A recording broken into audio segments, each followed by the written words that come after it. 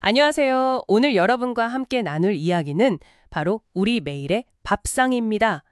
네, 건강한 삶, 더 나아가서는 장수의 비결까지 이걸 한의학적인 지혜 속에서 한번 찾아보려고 합니다. 반갑습니다. 네, 맞아요. 매일 우리가 마주하는 그 식탁 있잖아요. 거기에 생각보다 굉장히 깊은 건강의 원리가 담겨 있습니다. 시작하기 전에 제가 흥미로운 사실을 네. 하나 알려드릴까요?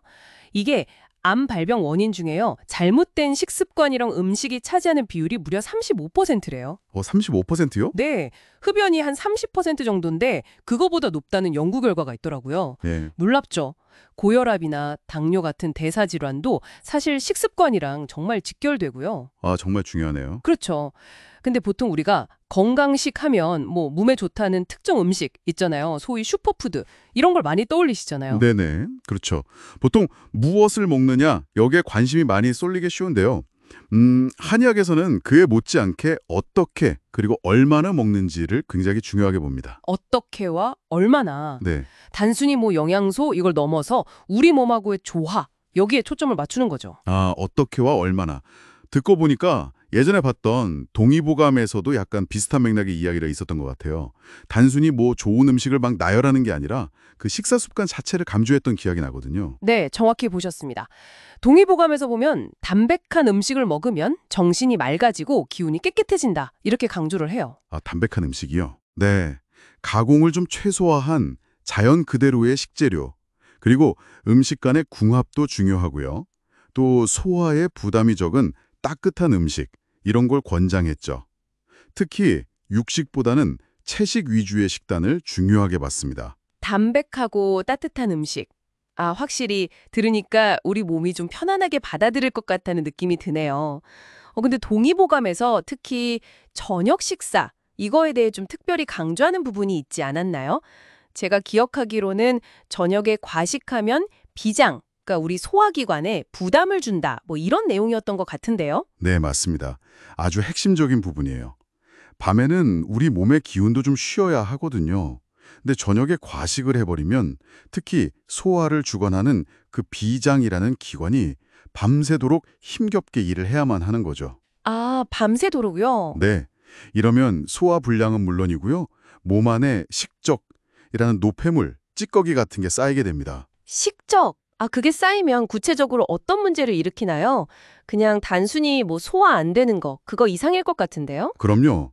식적은 단순히 그냥 속이 좀 더부룩하다, 여기서 끝나는 게 아니라 우리 몸의 기혈순환 자체를 방해합니다. 순환까지요? 네, 그래서 몸이 자꾸 무겁고 잘 붓게 되고요. 또 만성 피로나 변비의 원인이 되기도 해요. 그래서 동의보감에서는 아침, 점심은 영양을 좀 충분히 섭취를 하되 저녁은 소화가 잘 되게 가볍게 먹는 것, 이걸 평생 지켜야 할 건강 습관으로 지시를 했습니다. 평생 습관. 아침은 황제처럼, 저녁은 거지처럼. 이 말이 진짜 괜히 나온 게 아니었네요. 그렇죠. 하하. 근데 솔직히 현대사회에서 저녁 가볍게 먹고 또 식사를 막 천천히 즐기기가 이게 쉽지가 않잖아요.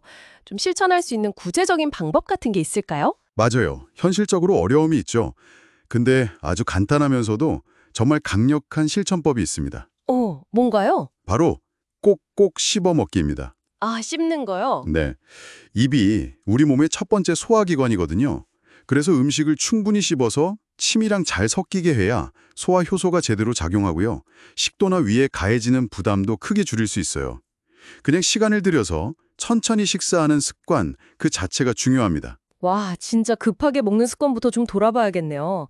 단순히 천천히 씹는 것만으로도 소화기관이 훨씬 편해질 수 있겠다 이런 생각이 드네요. 혹시 또 다른 실천 팁이 있을까요? 네, 있습니다. 바로 소식, 즉 적게 먹는 습관입니다. 소식. 네, 막 배가 부르다 못해 터질 것처럼 먹는 게 아니고요. 이제 그만 먹어도 되겠다 싶은 시점 있잖아요. 대략 평소 드시는 양의 한 80% 정도, 거기서 멈추는 거죠. 80%요. 네, 포만감이 느껴지기 전에 수저를 놓는 연습, 이게 좀 필요합니다. 80%에서 멈추기. 이게 감을 잡는 게 중요하겠네요. 그 예전에 주단계라는 명의가 쓴 음식잠이라는 글에서도 좀 비슷한 경고를 본 것 같아요.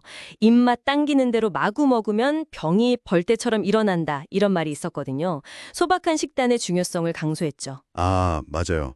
음식잠이 과식하고 또 미식, 맞는 것만 찾는 것의 위험을 아주 날카롭게 지적하죠. 이게 단순히 비만이나 대사질환 예방, 이걸 넘어서요. 몸속 노폐물 배출을 원활하게 하고 기혈순환을 도와서 결국 장수와도 연결된다고 보는 겁니다. 장수까지? 네, 결국 몸이 진짜로 원하는 거 하고 그 순간적인 입의 즐거움, 이걸 좀 구분하는 지혜가 필요하다고 할 수 있겠죠. 그렇군요. 근데 사실 사람마다 체질이나 소화 능력, 또 생활 환경이 다 다르잖아요. 이런 개인차는 좀 어떻게 고려해야 할까요? 누구한테나 똑같은 80%가 적용되진 않을 텐데요.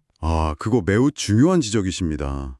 한의학의 정말 큰 장점 중 하나가 바로 이런 개인의 차이를 중요하게 본다는 점이에요. 아하. 예를 들어서 저희 이수한의원에서는 환자분의 증상만 딱 보는 게 아니라 사상 체질을 포함해서 그 개인의 고유한 체질을 정말 면밀히 진단합니다. 이걸 바탕으로 해서 개개인에게 맞는 식단 방향 또 생활 습관까지 함께 안내해드리고 있어요. 와, 체질에 맞춰서요? 네, 어떤 음식이 잘 맞는지 또 어느 정도 먹는 게 적절한지 이런 개인별 맞춤 가이드를 드리는 거죠. 그렇군요. 특히 좀 만성적으로 소화가 잘 안 되거나 아까 말씀하신 그 식적 같은 문제로 고생하시는 분들이라면 단순히 소화제에만 의존할 게 아니라 좀 근본적인 원인을 찾는 그런 접근이 필요하겠어요. 정확합니다. 맞아요. 반복되는 소화 문제는 우리 몸이 보내는 중요한 신호일 수 있거든요. 그래서 저희 이수환의원 같이 좀 경험 많은 곳에서 정확한 진단을 통해서 자기 몸 상태를 제대로 파악하고 또 식습관 교정을 포함한 근본적인 해결책에 대한 조언을 받는 것이 장기적인 건강관리에 훨씬 도움이 될 수 있습니다. 네, 오늘 밥상에 대한 이야기, 정말 많은 것이 생각하게 하네요.